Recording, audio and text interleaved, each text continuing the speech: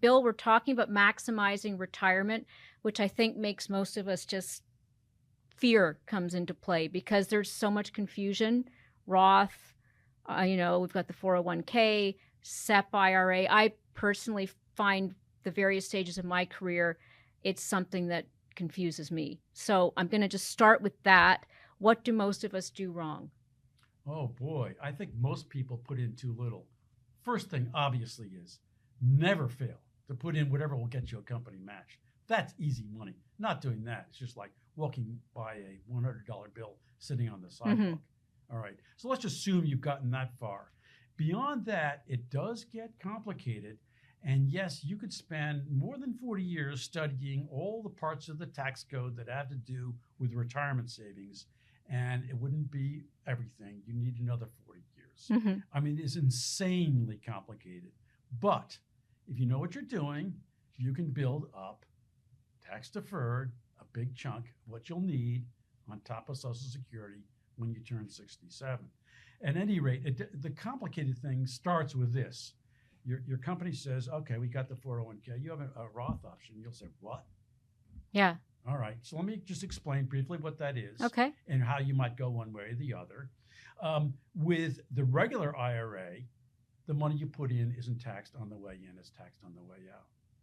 With the Roth, you pay the regular tax going in, but after that, everything is scot-free. But there's an income cap on that one, right? You have to make below a certain amount to qualify to put into the Roth? You've gotten into another part of the complicated tax code. Mea with culpa. The 401k, there's no income limit. Okay. All right. If you want to do your own Roth IRA outside of your retirement, there's an income limit. All right. So your decision is, you're with this company. Do I want to put it in the regular 401k, the pre-tax, mm-hmm. or do I want to put in the Roth?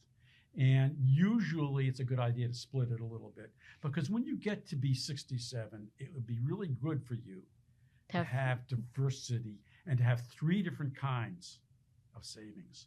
Number one would be the pre-tax IRA. You're going to pay tax on the way out. Number two would be Roth, completely tax-free, and you can leave it to your grandchildren if you want. Mm-hmm. And that one you'd want to tap last because mm-hmm. it's so good. That's like a trump card. Okay, so that's a terrific thing, is the Roth. And the third pot that you're going to have money in, ideally, would be a taxable account. You just saved a little extra money. Mm-hmm. And that's the one that ordinarily you tap first. Mm-hmm. First. There's no tax advantages to that third category, is there? Oh, we'll get into that sometime. Okay. Maybe in our next segment. Oh, okay. But if you buy stocks, if you play the stock market, you can minimize your taxes by holding onto your winners and selling your losers. We'll get into that later. But for now, let me just say that having that diversity of pots of money is very convenient. If you happen to have a low tax year, a low bracket year, low income, maybe after you've retired, but before you started Social Security, that would be a time. Mm-hmm. That would be a great time to move money out of the pre-tax IRA into the Roth.